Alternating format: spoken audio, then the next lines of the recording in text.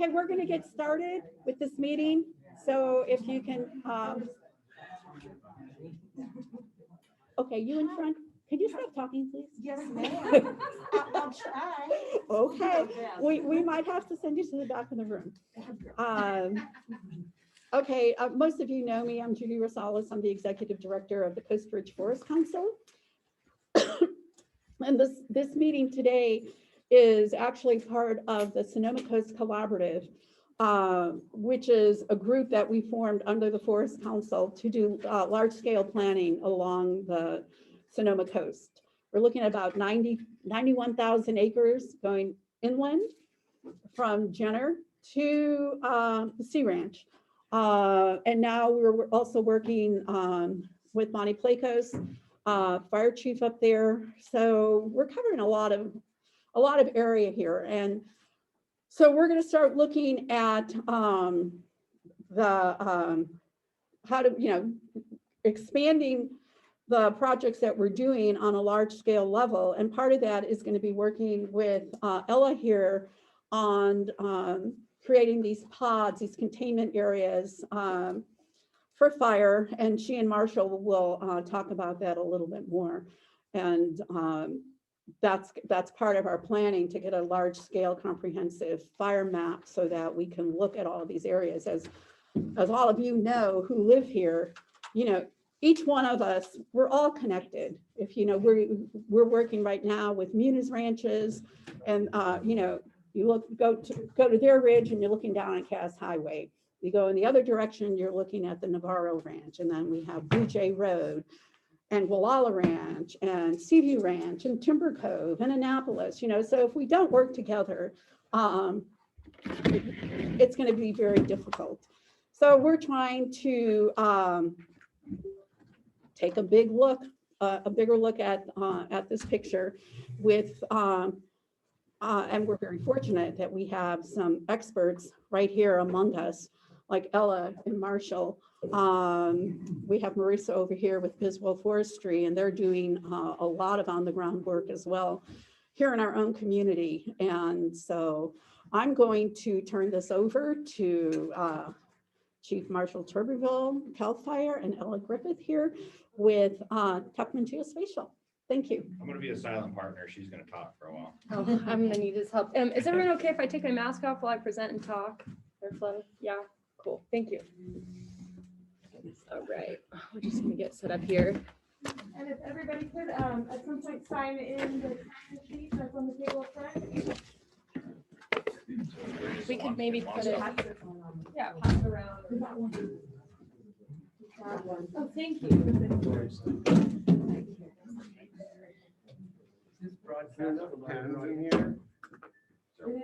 It's being zoomed. It wants to auto. There's a picture screen right there. Oh, great. You got that. We just got to get it to send your computer to send to it, I think. Do we want to try my adapter for the HDMI? Yeah. Well, let me select right here. Do you want to start talking? I'll work on it. Yeah, sounds good. So good morning, everyone. My name is Ella Griffith. I have a slide showing a little bit more about my background, but I can also. It's coming up. Oh, it's great. Okay. Go ahead and present. We want to make this, I'm going to work on making it a little bit bigger and better centered. Sorry. Let me see my notes here.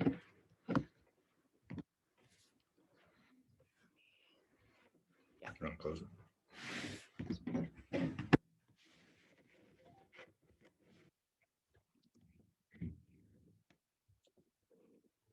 Great. So I'm from Sonoma County. My family currently resides in Forestville, and I'm in Grayton, and I spend a lot of time here in Cazadero with Biswell Forestry. Previously, I worked as a spatial analyst for NASA, doing short-term research projects, one of which involved monitoring wildfire smoke to be able to better predict burn days and have go, no-go calls. And recently, I worked for the University of California Cooperative Extension on a project mapping out hazardous fuels for all parcels greater than 3 acres in Sonoma County. That project's called the Sonoma County Wildfire Fuel Mapper. If folks are interested, we'll be sending out links in this presentation after, but that's also a really useful tool. When I was on that job, I started to realize there was a major disconnect for me between what I understood about the data versus what I actually understood about the landscape.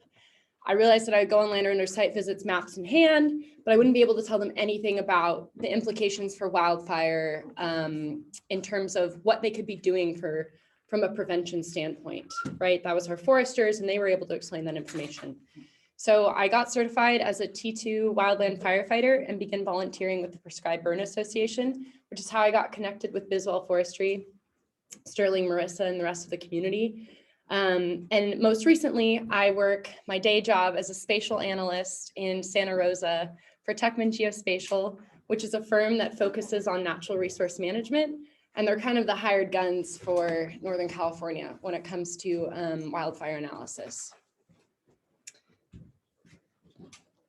So framing what we're talking about today is landscape level planning when it comes to fire prevention. As this group is incredibly familiar with, California's landscape used to experience a lot more low intensity fire at the stewarding hands of indigenous communities. But starting in the early to mid 20th century, the economic and perceived safety threat of wildfire led to a shift in response. Wildfire suppression, a war on fire, became the dominant paradigm, the strategy of choice. And as we're slowly realizing what a century of suppression has meant for fuel buildup, we're caught in a tension between these two paradigms as we navigate increasingly harrowing wildfire seasons. So mid-century was cooler and wetter than previous records. We can see trends in why wildfire suppression was successful in the mid-20th century, partially because of this increased precipitation and cooler temperatures than the rest of the geological record tells us. And however, as our atmosphere continues to digest emissions from the last 50 years, we're seeing warming temperatures, inconsistent precipitation, which leads to more hazardous wildfires. At the same time, IA, initial attack, it's a success used in the wildfire world. Initial attack is what is the success of containing a fire and keeping it below 100 acres? It's defined by the percent of fires less than 100 acres. There's no standard in fire size for defining initial attack. So what that means is we have a 98% success rate in initial attack. Those 2% of fires are where we get our million-acre fires. So there's kind of a disconnect there in how we define our success. This graph shows that it's remained constant. Sorry, it's a little granulated.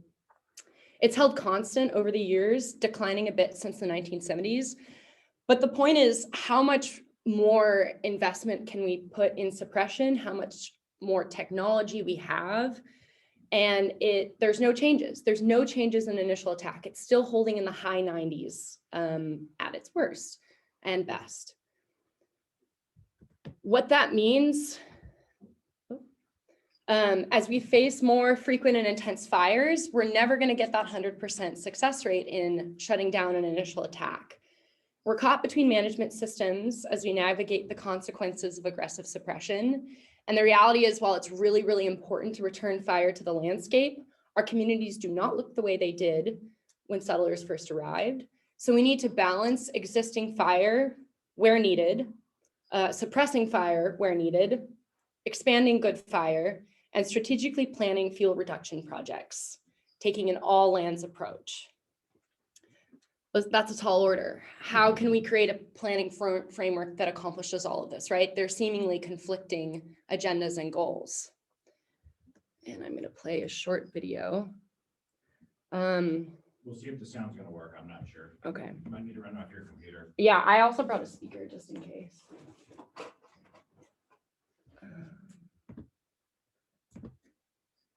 Wildfire risk management plan. Great. Plans. These are also available. These are the federal ones. right? Yeah. Okay. Is there a speaker on here that I can turn up, or should I just go for it? Turn your computer up.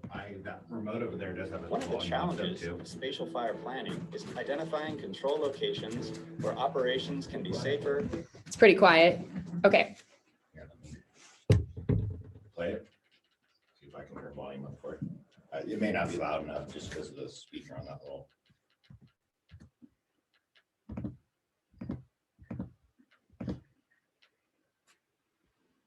Wildfire risk management plans. About as loud as I can make it. One of the challenges. Okay, I can connect it to my speaker. It'll probably be louder. Sorry, that'll just take a quick moment. Any questions so far? All that introductory stuff, I am assuming that's why we're here, right? Because we have an understanding of that. But any questions or other things that you all want to add in speaking to one another about thoughts about sort of where we're at? I can talk while you're hooking up. Okay, great. So Spatial fire. these pods as the acronym, and you're going to learn about what the acronym is. You know, think about a wildfire, what we do. You guys have seen these big dozer lines and everything we do, like some of the work that's being done right now on Fort Ross Road is like what we would do during a fire. So we don't plan them out too well, and we're in a super hurry, and we don't put it out to bid. So we get whoever on the fire line to do it. And sometimes they clear cut it, a shaded fuel break. Sometimes they do not enough. So really this is more of a planned approach, like well ahead of time to say, hey, if a fire happens in this watershed, whatever it may be, this is a ridge we'd like to hold the fire at, or this is a road. Roads are always good because they're also evacuation routes and getting firefighters in too. And they help, you know, in the wintertime with trees down. So that's where this kind of this balance between defining areas that maybe someday we can have a fire happen and we're like, okay, don't go in there and put a lot of retardant. Don't go in there and do a lot of destruction with dozers and chainsaws. Let it burn up to this convenient line that we all agree upon. Now it gets tricky when there's like 20 homes in that area, but we'll talk about that later.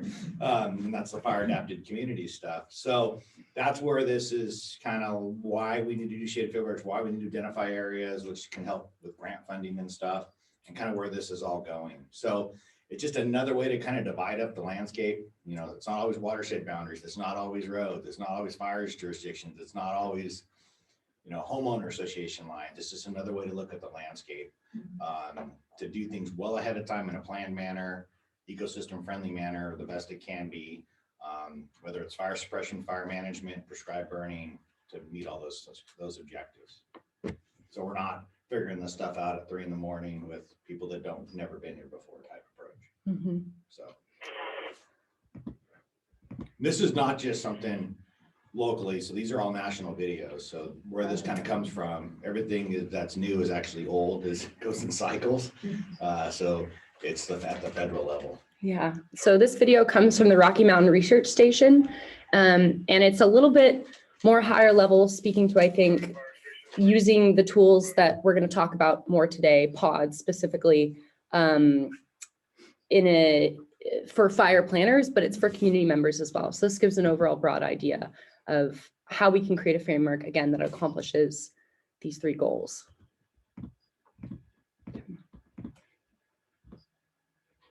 Oh, darn.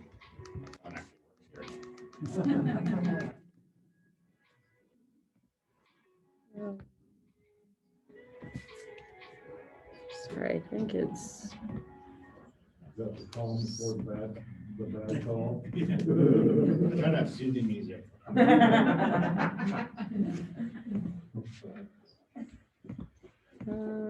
want it to be audio.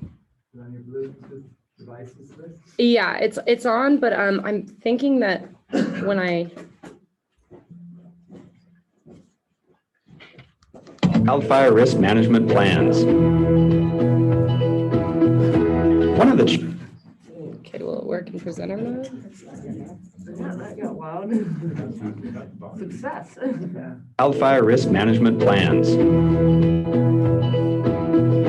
One of the challenges of spatial fire planning is identifying control locations where operations can be safer and have a higher likelihood of success. This is especially important because control opportunities often don't align with ownership boundaries. With a plan in mind ahead of time, everyone involved can be clear on the best actions to take, even in a cross-boundary fire. The science team brings several tools to the table for this effort. The basic ingredients of these tools are intuitive and designed to complement local expertise and judgment. quantitative wildfire risk assessments, suppression difficulty index, and potential control locations that help form potential wildfire operational delineations, also known as PODs. The quantitative risk assessment uses fire modeling and expert analysis to estimate benefits and losses from fire. Suppression difficulty index provides an assessment of the potential hazards and opportunities for fire responders by balancing expected fire behavior with access and mobility. The Atlas of Potential Control Locations maps local conditions where fire lines have and have not been effective in the past and provides a measure of operational opportunities and challenges for suppression. By overlaying suppression difficulty and potential control locations on a map of quantitative wildfire risk, we develop PODs that summarize risks to important values while highlighting opportunities to effectively engage fire. The science team is already deploying these tools in planning applications on National Forest System lands across the western United States, including for real-time decision support on dozens of large fires. Incident management teams use these tools to prioritize responder safety and assess suppression opportunities on fire operations. And forest managers and their neighbors, like here on the Ponderosa, use these tools to integrate fire into landscape planning, prioritize fuel treatments, and create or improve control opportunities to reduce risk to things they value. Can the wildfire risk management science team help with assessment and response planning in your area? Contact us to find out how we can help your forest and neighbors plan for the next fire.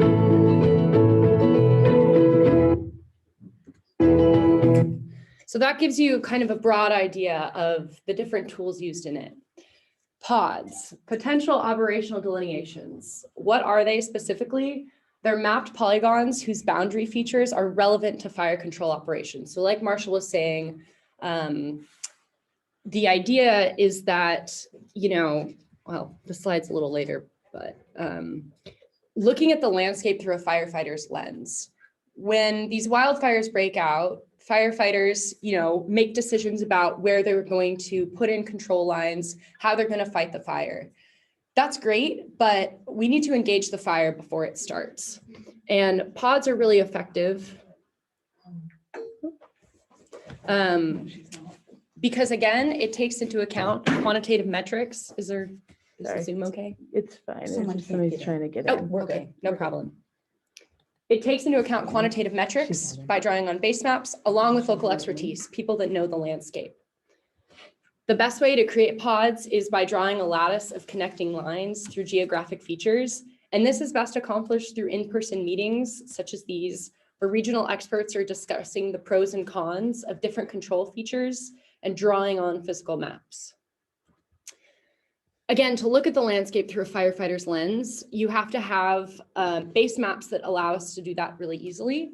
And there are various wildfire planning models that can help guide the drawing of PODs. One of those is Suppression Difficulty Index, or SDI. This is a quantitative rating of relative difficulty in performing fire control work. Basically, how easy or hard would it be to put in control operations? Then you have potential control locations. They're two sides of the same coin. Potential control locations is the probability of a point or feature on the landscape of being successful in using containment. So potential control locations, PCL, actually takes into account suppression difficulty index, but there's a myriad of other factors that go into it as well, such as previous fire scars, change in weather, et cetera. Additionally, PODs and the data set that we're going to be working with today, this has been adopted on a national level. So we took worked with Forest Service partners who have begun drafting PODs on their lands, and those have all been integrated so that there's a seamless data set between jurisdictions.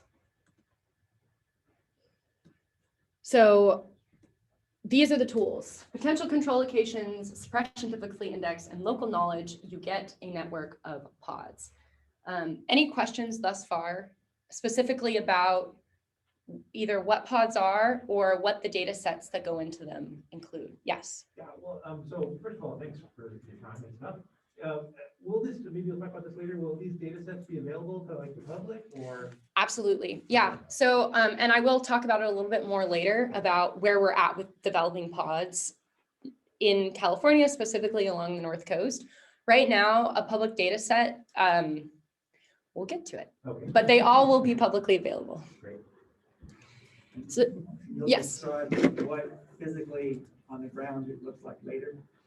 What a pod looks like on the Like ground. what the scar that you create.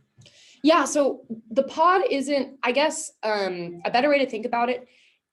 These are potential control locations. This is a theory of where the best places to control a fire would be. That doesn't mean there's anything on the landscape right now. The idea is that we use this to create a framework for, again, providing more information to our agencies who are engaging in wildfire suppression so they get to make faster, more efficient decisions. It's how we begin to plan out burn units, and we take the best place for a control location and chew it off piece by piece so that you can allow fire to run up to that boundary because we've already identified that's the best place to catch it.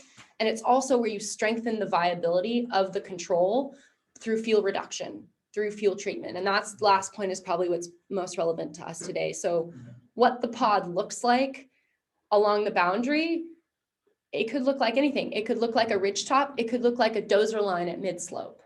But again, it's just a network of where we think the most successful place to catch a fire could be. So a big component is the operational decision-making process. Absolutely. Based on data. Based on data, but also based on local input, right? Because our data sets, the second they're made, they're obsolete. Our best fire data set is only through November of 2022, right? So we continually have to have that local knowledge integrated. So Scott, to answer your question a little bit differently or a little bit with the program, the Forest Service has a program called FDS, and it's okay for showing what the treatment may look like, but it assumes that every tree is the same shape, same size, in terms of the crown. It's not real effective in terms of giving, the Board of Supervisors, here's what the project is going to look like afterwards. The best thing we can do is show photos of before and after other projects. It may or may not have a SWAT. That depends on what kind of fuel break it is. Right. Well, Hi. and we've been using some of the water courses as like the Russian River, for example, as a boundary.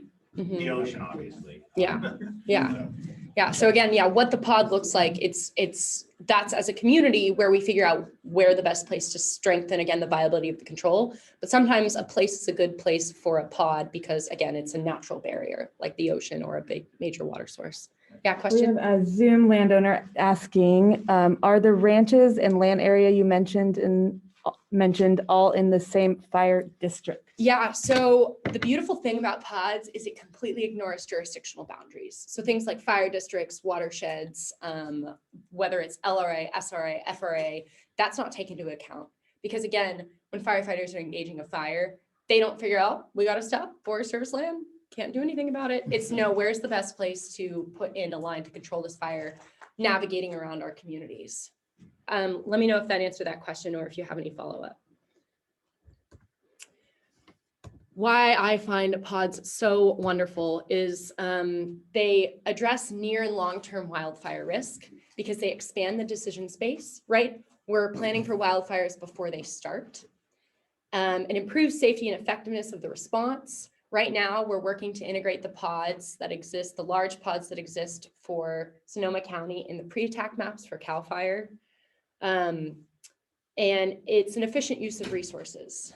It also gives us the framework to align land management actions with wildfire response. So, right, if we have this framework of where we know maybe the best places to control would be, we can do fuels reduction along those control lines, but also look at that unit overall and how we can divide it up further.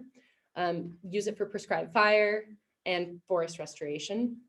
And it also improves shared governance. So baked into the data set is local input. So there's stakeholder engagement, cross-jurisdictional management. Again, these pods, the idea is that they ignore jurisdictional boundaries.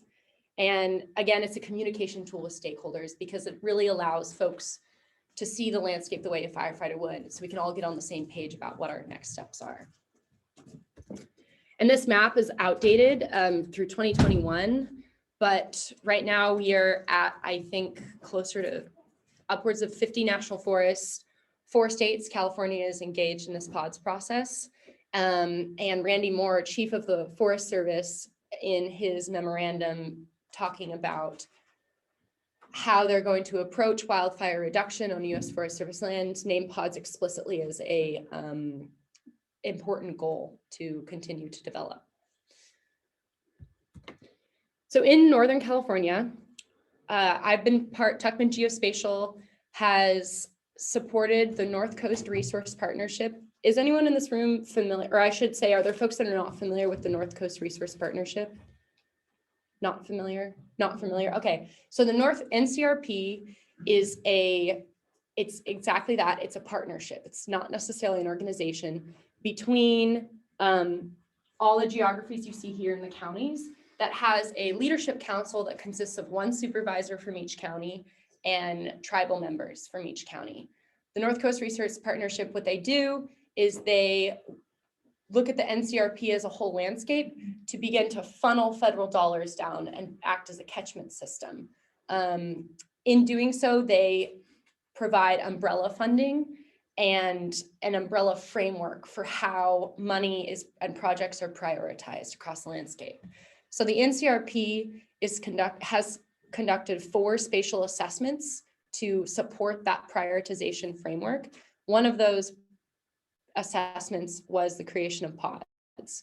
So I went on a little road show up and down California, and we hosted workshops in 7 different locations, including 1 tribal only workshop with fire experts and regional stakeholders to develop an initial draft of PODS. Supervisor Gore is this county's representative, I think, still. Yes. Mm-hmm. And Susan Hayden from Sonoma Water's been involved, and there's somebody else from Sonoma Water involved. So they're the ones who provide like technical guidance grants that's currently open, things like that. So it's good to be aligned with this group. Mm-hmm. Question?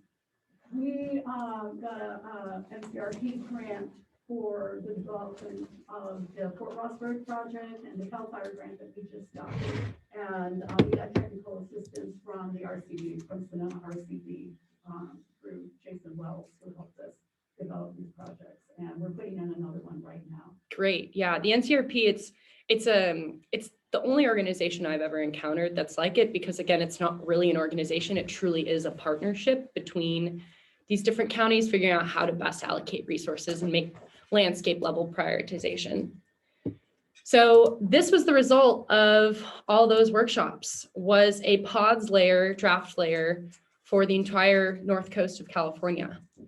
This feedback app is something that we'll be using a little bit later today, but the way it works is that you have the initial draft PODS, and then those layers that I was talking about before, suppression difficulty index, you can turn off and on, and you can begin to see. We're not seeing if you're at the app open. Oh.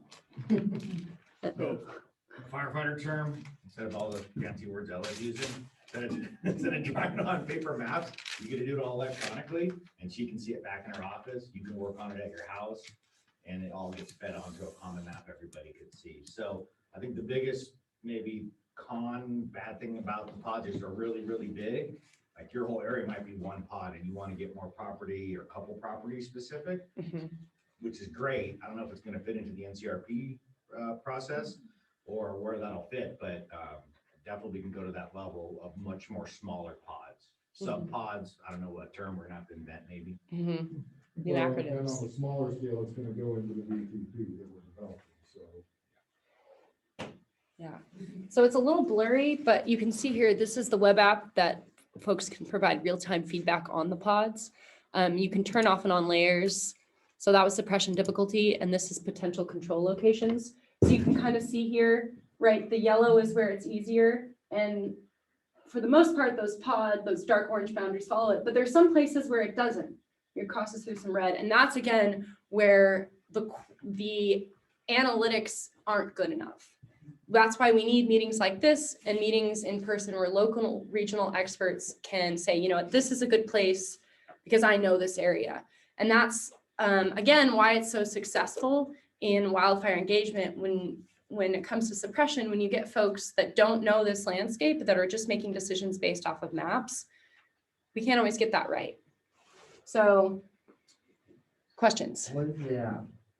What? What is the app?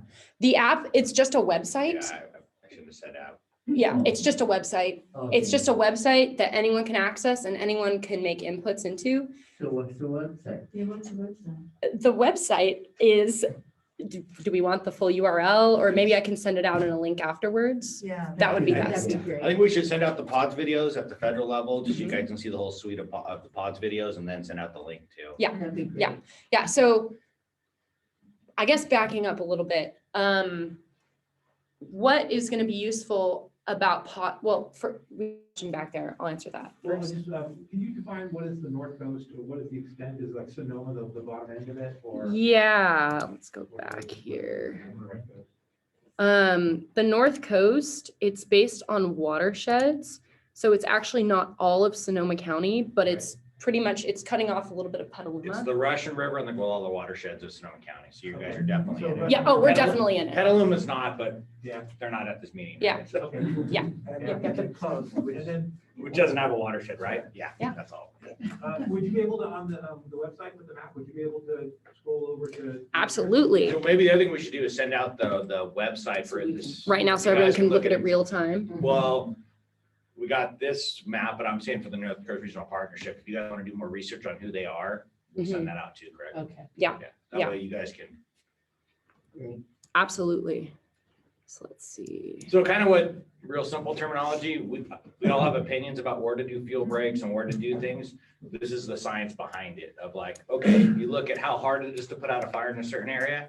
Well, let's do that project there or not do the project there because the fire could spot across it, or maybe that's where we need it the most. So if you want to trust science only, this is the science. Mhm. Where there's going to be issues with the science, you got the model of how this was derived, and then you got the data going into the model. Many times it's the data going into the model because this is remote sense satellite airplanes, not someone walking every square inch. Mhm. And then it's, instead of 1 foot, right? It's like 30 feet, 100 feet that's being modeled. So you don't get a lot of micro scale. Like if you just do defensible space, it's not necessarily going to show up as you reduced your fire danger because it's very small. Mhm. And that's again why pods, the framework baked into it is you have these metrics and they act as a guide, but then you have the local experts that are ones doing the drawing because they understand and they have walked that landscape. They do have knowledge of where field breaks are, where landowners are doing work.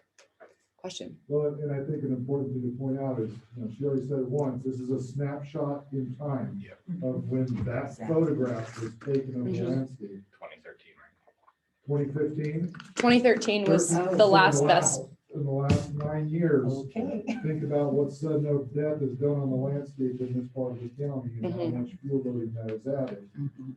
So just remember that, there's, things that can be done. They've just flown the county again. Yes. And that data is gonna be updated, but, Mhm. things don't always stay the same in the forest. Yeah, and what Matt is talking about for those that are interested, our wildfire fuel, our wildfire modeling and hazard in the county that the countywide CWPP is based off of data that was collected in 2013 that was then transformed in a data set was made in 2017 to have vegetation data that was 1 meter as opposed to the 30-meter resolution that NASA satellites can provide us. So that was a snapshot then. It has incorporated more of where there have been fire footprints since 2013, there have been a few. And we have an update. So LiDAR is just being flown to do that process again. So that's just a little bit on the data side. So that's kind of the weakness is you can attack the data not being valid, true. You could attack the model, but the models are pretty much like this one is an industry standard model. Mhm. You can attack the model. That's a problem. There's different models out there, whether it's the county CFPP, whether it's CAL FIRE, fire hazard severity zones, there's all these different models. And then you just gotta be careful that we go to total opinion.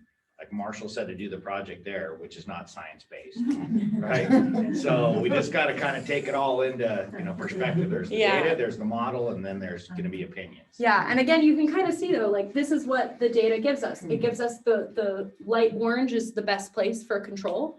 And when we draw out the pods and when a firefighter looked at that, they said, yeah, that is the best place. But then we have this line going through, and it's because we know that this is a ridge top. That's going to be our best bet there, even though it says it might not be the best place for a control. And if you guys are, we can orientate where this map's at with the Russian River. Mhm. You guys kind of, without being labeled, this is the Russian River, being shown in blue.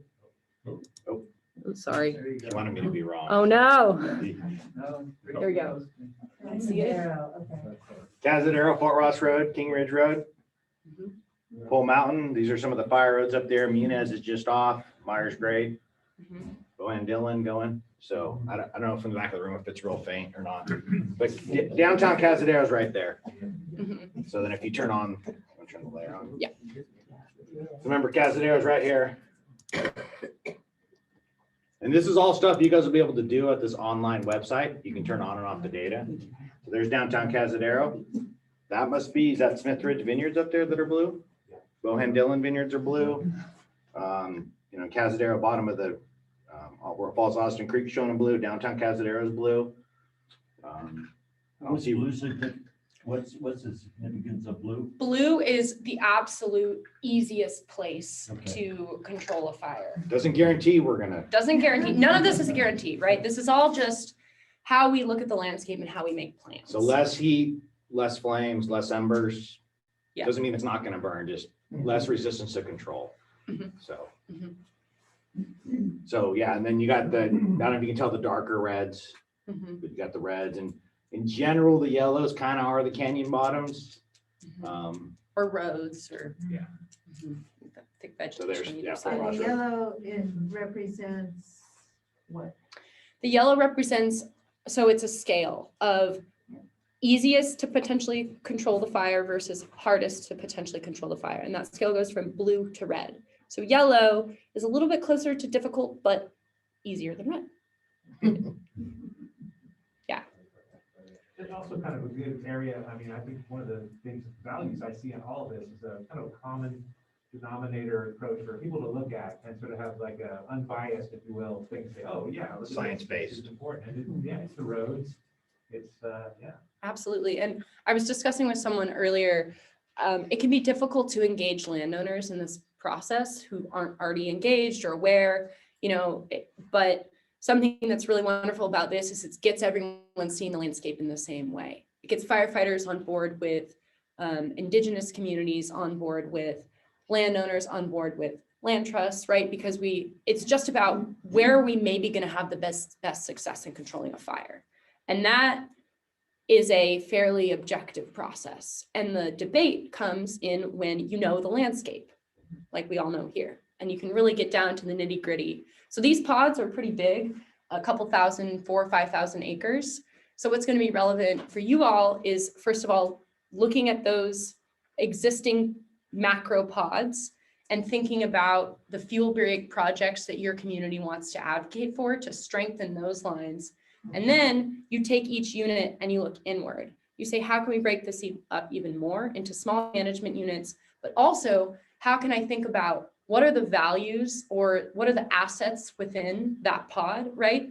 Is it strictly wilderness? Can we let fire burn? Can we feel comfortable with letting a fire burn up to that control? Or is it a dense community? Do we need to break it up even more? Do we need to communicate with our agencies that under no circumstances do we let fire burn, right? It's a value assessment as well. Slide that, pick up a little of the post. Yeah. A little bit more. Up. No, just to the east. There you go. So this is, you guys all see where you're at, Scott, here. This is Myers Grade coming down, right? Okay. So Stillwater, Fort Ross is right there. That's blue. It's probably the ocean. Yeah. Pretty easy to control the fire. You got Seaview. This is Little Fort Ross Road, looks like here. Seaview Road up to, Timber Cove Road. Maybe a little bit farther north. That's where I want Timber. He wants to go all the way up to probably Q's Ranch too. Yeah. Yeah. Okay, so here's Plantation, here's Cruise Ranch, and Timber Cove Road.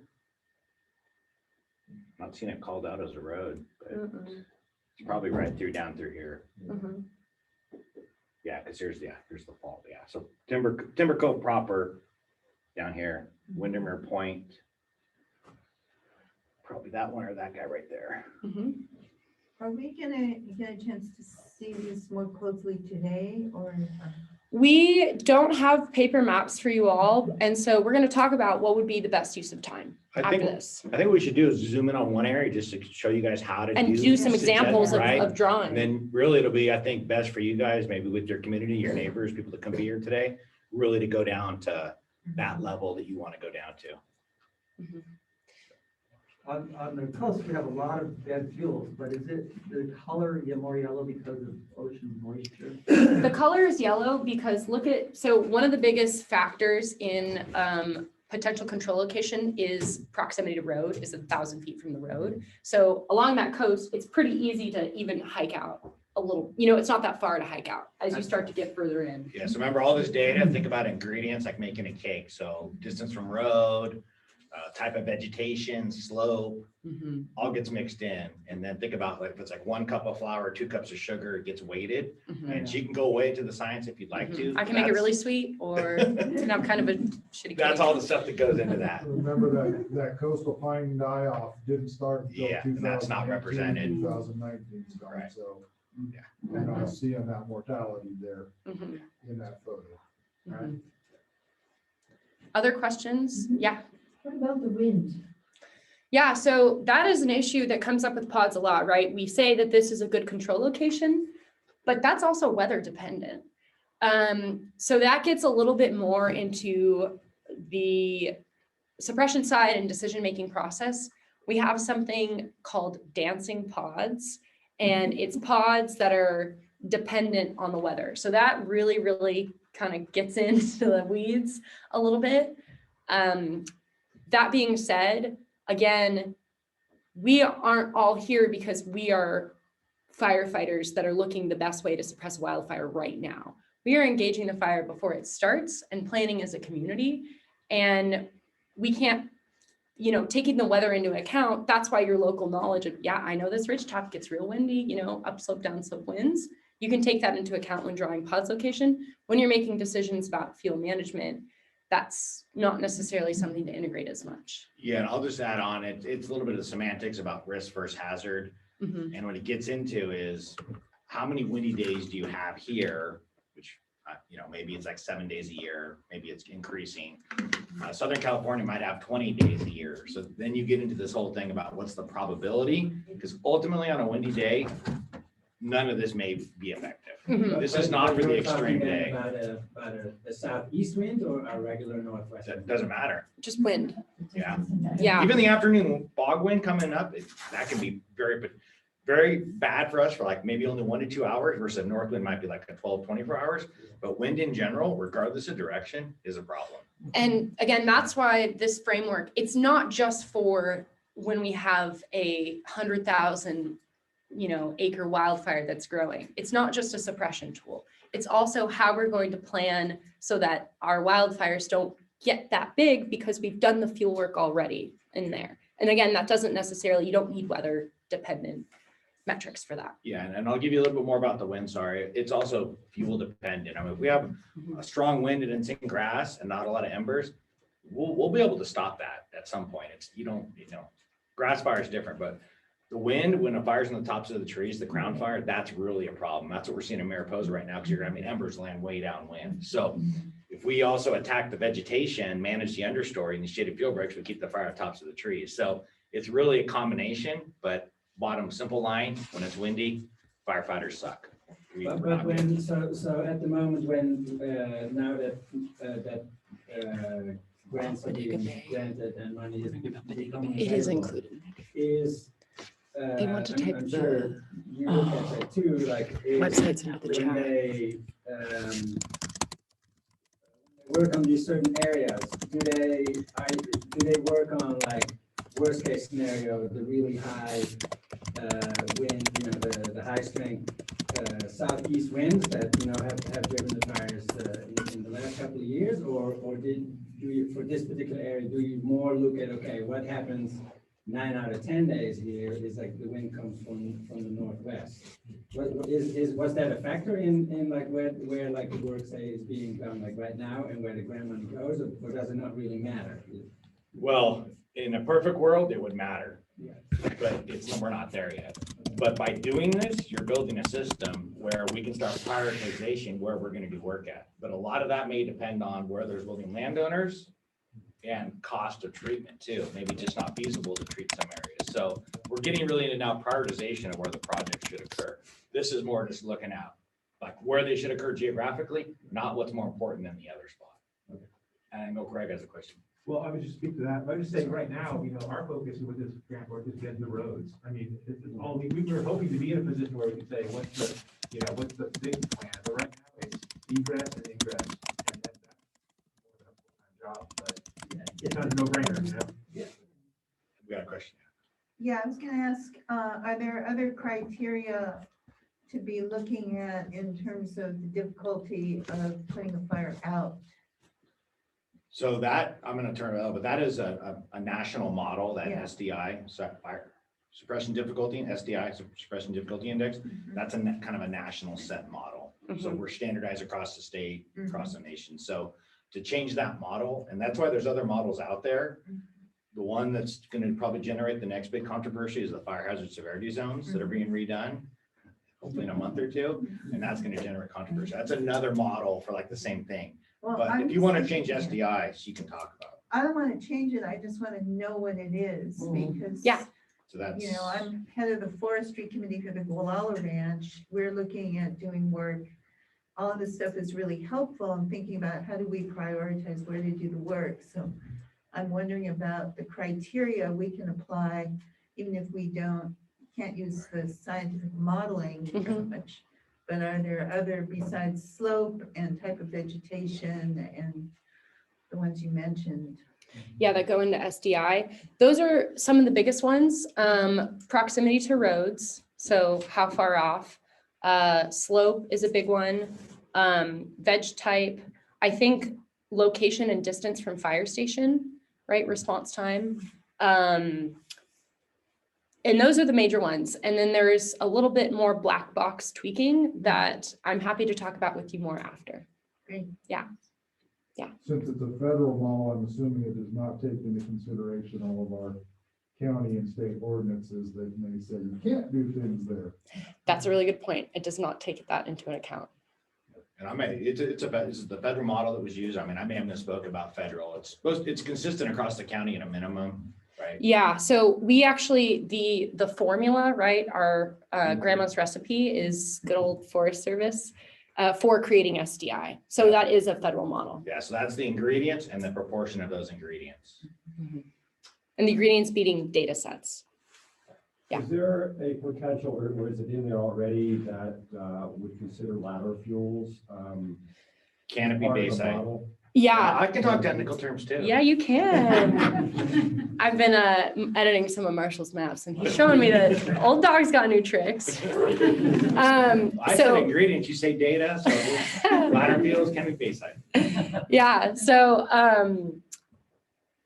where we have LiDAR data that can show us canopy density, it takes a lot of legwork to actually get that. We have it in Sonoma County again, because there was a whole process of creating a data set from the LiDAR data. It is not included in the overall model because we don't have good data across the entire region. But where it is, I think it can be fine-tuned because canopy density is incorporated. Right, I mean, that can be on the ground either with local knowledge. Mhm. But the question was, is there a potential to put that data into a model to get a little more specific in a certain area? To make a better judgment call? Yeah. Yeah, the answer is yes. The big answer is yes. The short answer is, the short answer is yes. The longer answer, how much time do we want to spend rebaking the cake versus someone making decisions in meetings like these about, I know this landscape, so I can speak to that. I mean, a lot of the stuff you're doing is sort of procedurally based, right? Like you take you're calculating the slope based on that blah, blah, blah. And so the stuff like the ladder fuels, that becomes on the feet on the ground type of survey, if I'm not mistaken, right? We get ladder fuels from satellite data. Yeah? Yeah, it's really wonderful. Wow. Yes, we can. So just because I think it's important to know and be data literate, what I was talking about earlier, LiDAR, there's two types of satellites. There's satellites that take pictures, and then there's satellites that send laser beams down. And basically the time it takes that laser beam to return gives us a picture of the landscape. And it sends about 15 laser pulse points, which penetrates through treetop canopy. And the way that it returns, it gives us a signature of the shape of the trees and the depth and the height. You just freaked everybody out. Yeah, it was a lot. You will see that. I think, can they turn the LiDAR on when they look at go to the website? Yeah. So you guys will be able to turn the LiDAR on. It is not like precision LiDAR. It's not like there's your faucet for your garden. So there are some areas where it doesn't do, in pure science, it would work really well through the trees. It's not like inch down to the Right, inch. right. So, okay. It's pretty good though. Like if you're standing in front yard, it's not going to detect you. Right, yes, no. That's just to say though, that again, these are the tools at our disposal. It's not just survey. We have, again, that broad scale ability to get a snapshot of how thick the vegetation is at any given place across the landscape. But again, it's just a snapshot. And as soon as it's created, it becomes obsolete. So it can show old logging roads and features like that usually pretty nicely too. Mhm. And landslides. Your building footprint. Question?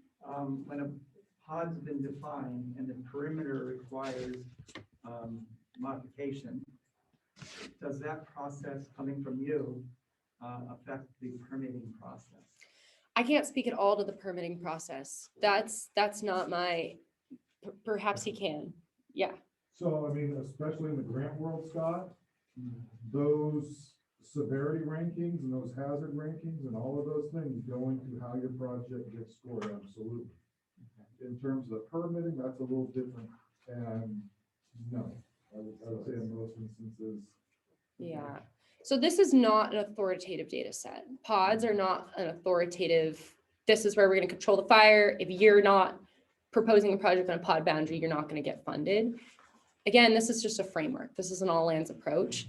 All that other mush that's for the politicians to. And we have a question on the Zoom, if that's okay. I'm going to answer that first. Do the pods straddle fire protection districts or remain in the same fire protection district? So pods don't take into account fire protection districts. Yeah, they ignore all those boundaries. So LRA, SRA, CAL FIRE jurisdiction, non-CAL FIRE jurisdiction, city limits, doesn't matter. Watersheds don't matter. Mm-hmm. It's just looking it through where it's nice to where we could stop a fire at. Mm-hmm. And the follow-up question, is this part of a forest management / prescribed burn set of prescriptions for the pod? Will CAL FIRE or associate agencies pick up CEQA? Okay, so I think the first question was about the treatment type, or right, or what is that what it was? Or Yeah, what is this exact- part of a forest management prescribed Right, burn? and that's where Matt can talk about exact, I mean, we're just saying this is a good location to put it. How wide it is, what it looks like, that's all got to be site specific. So there's not like one size fits all. And obviously all the environmental considerations are taken into consideration. So you should all know if you're getting government funding via grant or you're having government help implement your project, you have to have environmental review done. So that's like Fort Ross Road had an environmental review done. Government, and that's CEQA is the law that everyone refers to, California Environmental Quality Act, 1970s. That's the law. So an RPF like Matt, that's what he falls under to get compliance, get the permits. So you need a government agency to take the CEQA compliance on, file a report, whatever it is, notice of exemption or a full CAL VTP. And so you need somebody from government to do it. It could be a fire district. It could be CAL FIRE. Very unlikely it's going to be CAL FIRE. We are only going to be what's called the lead environmental agency for projects we are taking on. So that's the tricky part about CAL FIRE's lead. We don't, and that's what we're doing. So Matt got a partner for Fort Ross to take the lead. Was it the County of Sonoma? So the County of Sonoma, which is great. They took the lead. So that's what you need to find, somebody, some lead environmental. So Timbercove Fire District can take the lead, North Sonoma Coast, but they also got to be comfortable taking the lead on it. RCDs, To a certain extent. Yeah, resource conservation districts, we have 2 in this county, Sonoma and Goldridge. They could do it. Why people don't want to do it, like for the Cal BTP, then you're on the hook to file follow-up reports. Someone doesn't like some of the work on Fort Ross Road, and that's enforced pretty much kind of by lawsuits. Now that agency's on the hook for the lawsuit or to defend the work. So that's why there's some hesitancy to be the lead environmental. So, but simple answer, no on Cal Fire. Other agencies, you got to talk to them. Can I ask you a question? Are there any stats on the populations of the fire in the East Bay where everyone rushed it, got in their cars and burned up? You're talking 1991 Oakland Hills? Correct. Yes, yeah. Because, areas could get jammed real quick. Absolutely. So I don't want to die like that. Yeah, and that's one of the reasons we're trying. This is going beyond kind of the pods concept, but that's why the big push now is for early notifications for evacuation orders or warnings to get you ready. Right. And then that's another reason why we're doing work along roads, because roads are getting you in and out and letting fire trucks pass you. So that's how we're trying to combat that. Another thing is through defensible space home hardening, which is not really a topic today. You make your home safe that you could almost stay there if you had to. And that's what, without my uniform on, that's what I'm telling people. If you don't know where to go to be safe, you guys have heard me say this before, I think have your freak out moment at your house because you know your house a lot better and you can always go in a pool or something very primitive if you got to, versus ending up on some road in very smoky conditions where you may not know where you're going. So it all fits together. Yeah, sorry. That's very good advice. The thing that surprised me about that fire, I'm losing my voice. Yeah. Is a friend of mine's wife burned up and he couldn't get the door open, it welded. Yes, so there's a lot of bad things, right? In 2017, people couldn't get through their garage doors because power was out, right? So think about all this stuff. Full tank of gas, car fully charged, park your car outside or ram your door open if you're parking in a garage. You got to just have a different mindset, kind of heighten your awareness on those certain days. Or there's also talk about pre-evacuating, just on red flag warning days. Move out of the area on those real critical days. So the ultimate thing, other thing too, is to connect with your neighbors because you guys are all in it together. And I don't think you're ever going to see government saying this about like, hey, if there's a bad fire, go to this area to be safe, because it's very hard for the government to certify a spot as being safe. But one of the concepts of the Fernfield project was to try to get that spot identified as a safe spot to go to. So, we could talk about other projects to do like that. Except fire goes up, the friend feels that. Yeah. Well, I hate to say it like this. I'm never going to get anybody to like a 0% chance of nothing bad ever happening, right? So you can throw whatever scenario at me and I'm going to say, yeah, I can't do nothing about it. There could be an earthquake later today. I can't do something, about everything. I'm just trying to give you some tools, right? But if your guys are going to present the worst case problem to me, I'm going to be like, yeah, that could happen. I don't have a solution. Yeah. So think about open spaces as a place to go. Other questions? Yeah. Verdure. One thing about from a fire point of view, we go to your house to try to save your house.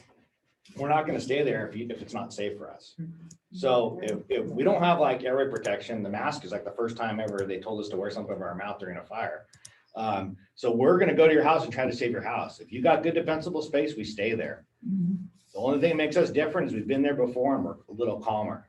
But for you, it might be your first time, so you're not going to maybe think as clearly. So you just got to really think about that. But this area is a good spot to come to as well, camp here. Some of the roads are dead end and no turn. That's all land use planning and all this other stuff that I think you've heard me say this smart ass comment before, right? Who thought some of this stuff was a good idea 50 years ago, 70 years ago, right? Including power lines through trees, dead end roads. Is what it is. So as we balance again, the wildfire regime that we're in now and our response in suppressing fire and bringing good fire using pods for the Sonoma Coast Collaborative, they can be used in a number of different ways. As I mentioned earlier, number one, it's a planning tool for where you want to implement fuel break projects, where you all want to invest as communities. It also can be used to solicit grant funding because, again, these data sets are going to be available to the public. They're going to be used by agencies. And while they're not an authoritative data set, they are a prioritization data set. So they can be utilized in acquiring grant funding. And then within communities, you all can see where the pods are, where you land within them, and then what is inside that pod. So another process that pods are being used for on the federal level is with this model called the Qualitative Wildfire Risk Assessment. And what that does is it takes in all these metrics about what's on the landscape, and then communities weight their values. So they say, we actually think most important are, human infrastructure and houses. Next most important, we think are cultural resources. Next most important, we think are wildfire corridors. And you can begin to see what values exist within those pods and whether or not fire would be a good thing or not in that pod. Questions on that? Yes. So within a pod, you can say fire is a good thing, and then we would be looking at prescribed fire. Exactly. And I want to qualify that. Fire is good almost everywhere. And prescribed fire, it's just preparing the landscape to treat it, to be able to have prescribed fire. What we're saying, what pods can be used for, the response right now, the response function is meet a fire where it's at. Pods give us a little bit more breathing room to say, actually, we can let this fire burn up to this point. If you say, actually, the resources in this landscape means we don't care if this is the pod, we want to meet the fire where it's at because this is a really important wildlife corridor. There's just too many structures in this area. That's sort of what I mean about whether fire is a good or bad thing. Other questions? Yeah. Yeah, sorry. No. In the area where I am, and listening to all this, it would seem that we're in an area that makes sense to let it burn through our homes. We've maybe got a dozen homes, and that how do we change that decision on that day? Improve the access roads. What strategies as a neighborhood can we take to change the decision on the day of the fire to not let it burn through our community? To not let it burn through the community? Because it suggests that maybe it's a good thing and it's only 10 houses. Yeah, so again, I would never ever say, let a fire burn your house down, right? That's density is an issue, right? Density is an issue. And that's why the Klamath has modeled pods really well, and they've been using them for a few years. They started their pods drawing process in 2019. And the way that they look at it is they actually start at the house. They start at the house and they start in a town and they work their way out and they say, all right, we want to make really small pods around our community because we want to have many, many options for where we think the best place to control fire would be. And then as they get further away from communities, they get bigger and bigger. And again, the further away from communities they get, the more comfortable the shared risk is in letting fire burn. Does that answer a little bit? I'm thinking more about strategy. We're working on getting space around the roads. Yeah. We're working, of course, around our homes. And we have a ridge line and we have the Great Pacific Fire Break. And so as a decision is made, if it's coming from the east, if it's a big fire, regional fire, well, it's going to the ocean. Let's not worry about that. If it starts on Highway 1 going to the ridge, if there's a ridge stop, we also burn. So what can we do to modify the decision of the day by providing good roads, two ways in and out, that sort of thing. Yeah, I mean, I'll talk about from a strategy firefighter point of view. So I know we're talking about letting large areas burn, prescribed burns, but the firefighter mindset is always to be aggressive. And that's why Ella talked about the, CAL FIRE goal is to keep all fires less than 10 acres. And we're pretty successful with that. And that's terminology wise, for me, it's fire suppression, all out, put it out, or it's fire management, where it's like I don't want to say let burn, you know, but it's kind of a different approach, like maybe what the federal agencies do because they own the land. So we are always going to go all out, send everything possible. In your specific situation, and it exists elsewhere, we just can't assemble enough firefighters in time sometimes. So ideally, we always try to stop the edge of the fire, called perimeter control. But in your situation, probably the airplanes are going to get there first, and then we're going to say, drop retardant in front of the houses. And then we're going to go from there. So every strategy is a little different, but we never say we're going to forfeit 12 homes. And that's all, you know, that's the only option we got is there's only one fire truck and there's 12 homes. Yeah, we're not going to be able to do it. It's Robin Hood.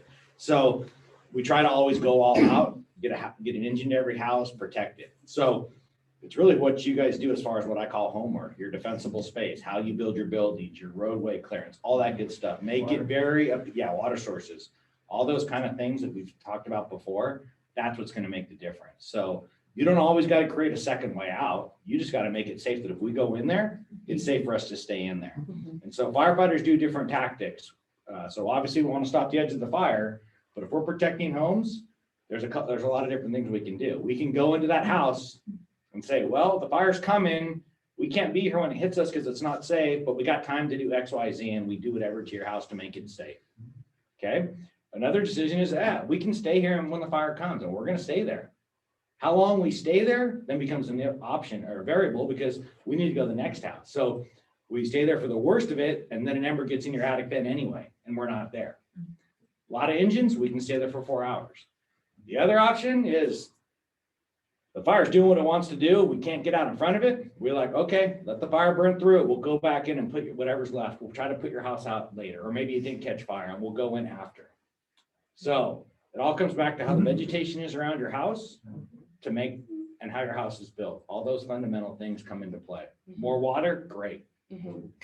Again, I used this phrase earlier, but what this framework allows us to do is to engage the fire before it starts, because you're implementing these strategies and you're not making, leaving up to the firefighters to make those decisions 4 hours before the fire gets to your house.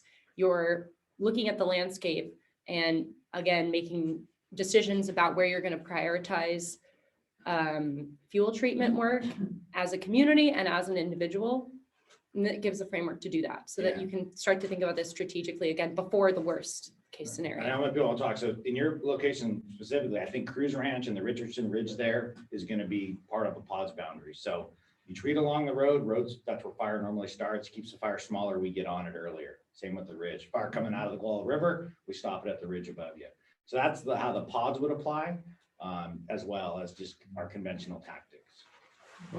And realize that the forest practice rules are designed as best management practices. So when they say a fuel break prescription should meet this definition, that is why it's being designed, so that retardant can drop through that canopy and be effective. Or why PRC was a 4219 set, or where defensible space. Yeah, 4291. 4291, excuse me. That's why those ordinances are created, is to give you best management guidelines. The biggest thing we're seeing so far in, in our month experiment so far is that there's people who don't want to participate. And so you can do all you want, but if your neighbors aren't also helping, then that affects how effective some of these things are going to be. So you've really got to do a lot of education about why you're doing these things. And if your neighbor's the state. Question, go ahead. Question. You mentioned that along the Klamath, they're doing smaller and smaller pods. Closer to communities, yes. So say we forgot about our ranches, right? And we formed a committee where we were wanting to bring smaller and smaller pods in. How does that information on these little pods, does that get into, it wasn't an app, whatever. So how does that information feed in so that when Marshall comes, he can see it all? Yeah, so. Well, you really got to plan for it's not me. Someone that's never been here before, right? All right, so when Joe Blow shows up, Right. Jane Doe, How do they get our information? Yeah, so we're working on that. I don't have all the answers for it, but what I will say, this is how pods are being integrated right now. Right now, we have large pods that are a few thousand acres. As you start to get more bite-sized pods around, that data set will be integrated into the larger data set because you're doing it in a live app that captures that data. So any lines you make as suggestions. So you're in your committee meeting and you say, okay, we have a field break here, we have a field break here, we have a field break here. You're drawing those lines in that web app. That's it. That automatically updates and sends that information to me. And then I integrate that data set later on. So everybody has authority to add lines in? Great. Yes, good point. So, and when we do a demo of the web app, it's first of all, it's a suggestion. So the pods data set that we have existing, that data set could not be altered. When you draw feedback lines, they're called feedback lines because it's feedback. You have to say who you are and why you think it would be a good pod location. That gets captured in the metadata as well.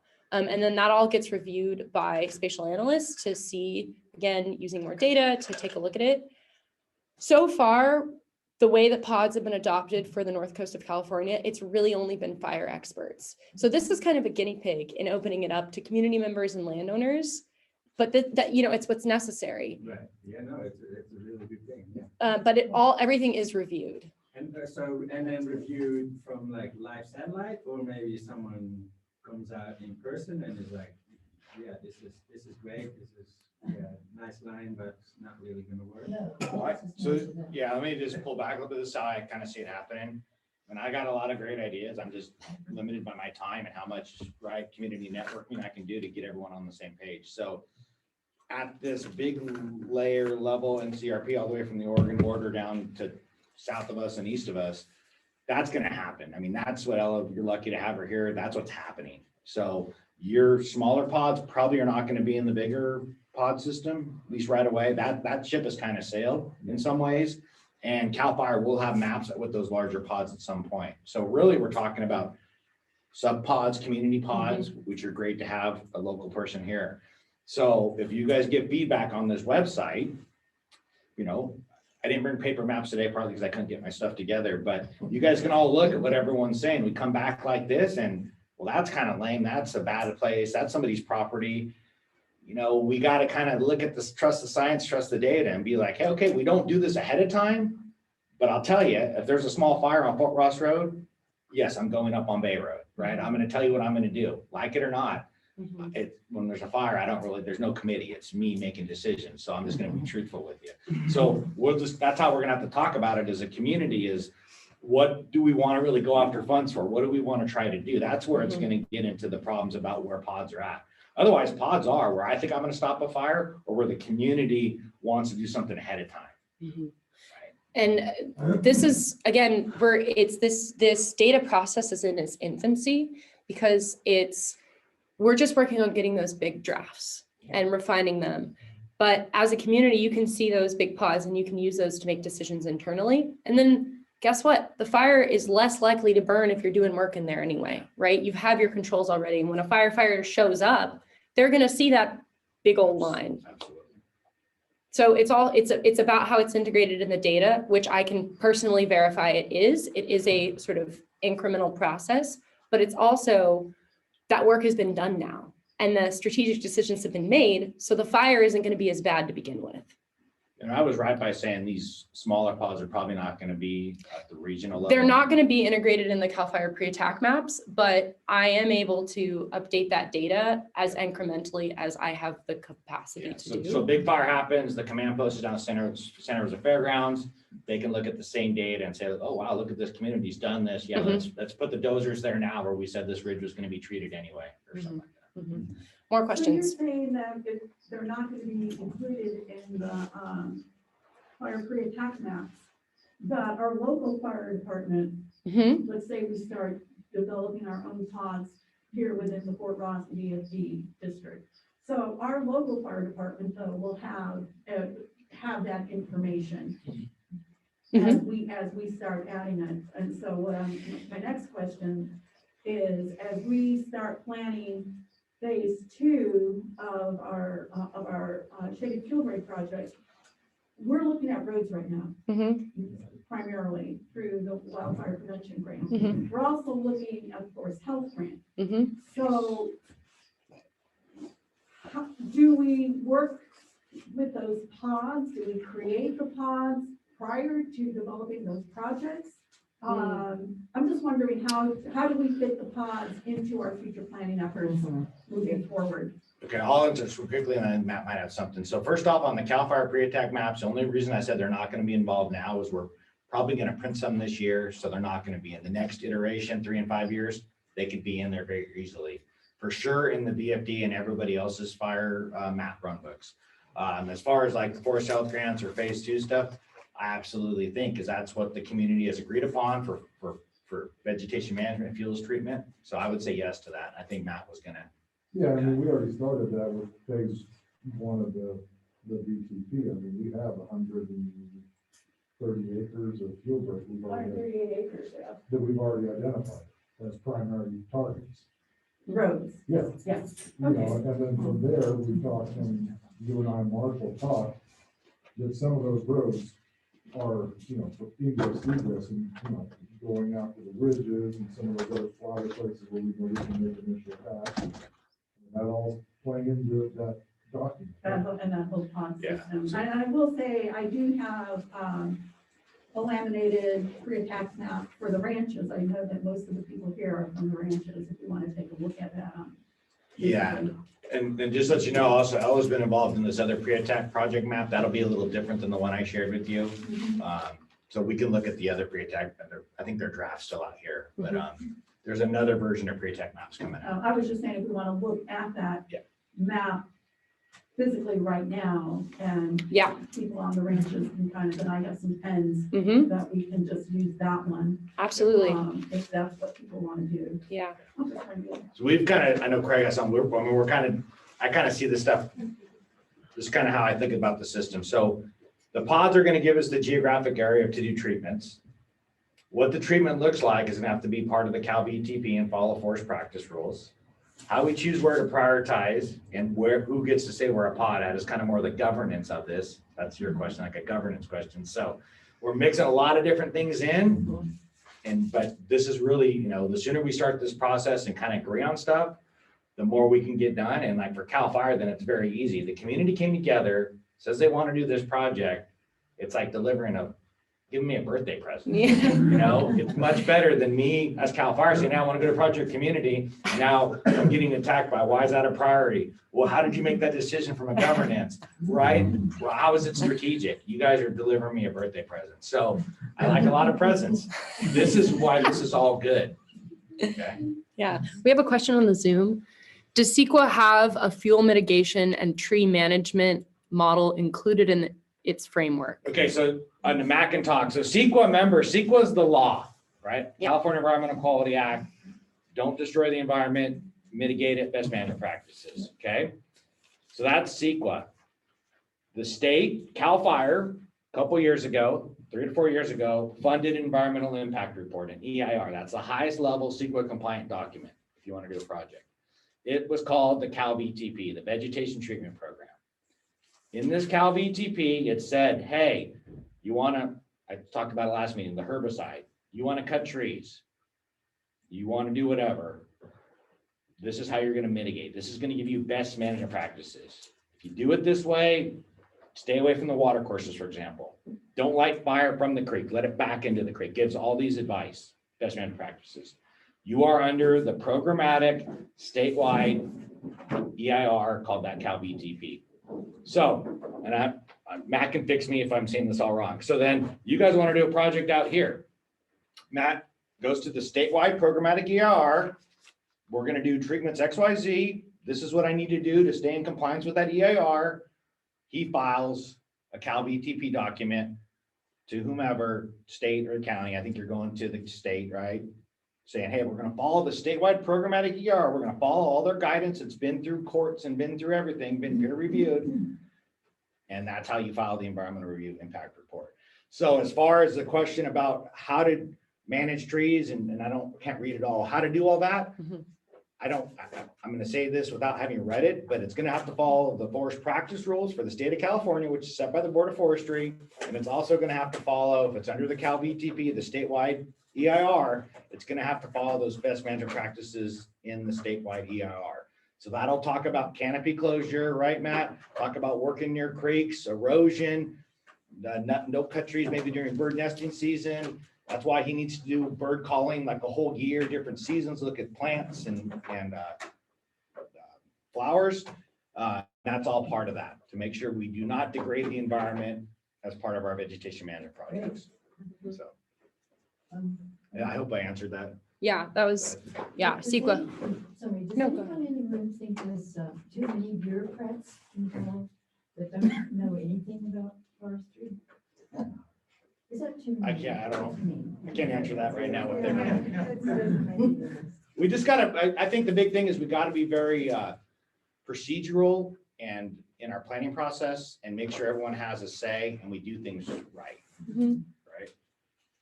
So, I mean, I can speak to that a little bit and basically offer a few ideas or a few comments.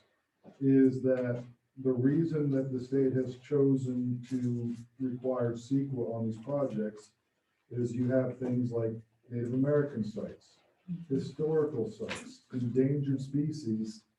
The average landowner may not have the formal training or the knowledge that those things exist or are there. Also, we have state laws that require you to consult with the tribal people of those areas. So in this case, we're the Coshai Band of Homo Indians territory, and it sets up a formal consultation process by where their cultural, their cultural heritage is protected. It's not meant to stop the project, but not every landowner has the time to know those things, to see those things. That's the state's legislative intent of having foresters managing those projects. I want to speak to a little bit about how Indigenous input is being captured in the pods process. It was a big priority to have Indigenous only workshops in creating these. And right now there's a little bit of a capacity gap. So pods often run along ridge tops, right? A ridge top is a good place to control fire. That's often a place where there might be a cultural resource. So what's cool about pods is that tribes can, in closed circles, review this data set and they can provide the same feedback that you all would about where you would want to add in lines. They can say that, maybe we don't put a line there. Maybe we don't recommend a dozer through that ridge top. Or a different treatment. Or a different treatment. And they really, there's a lot of authority in that.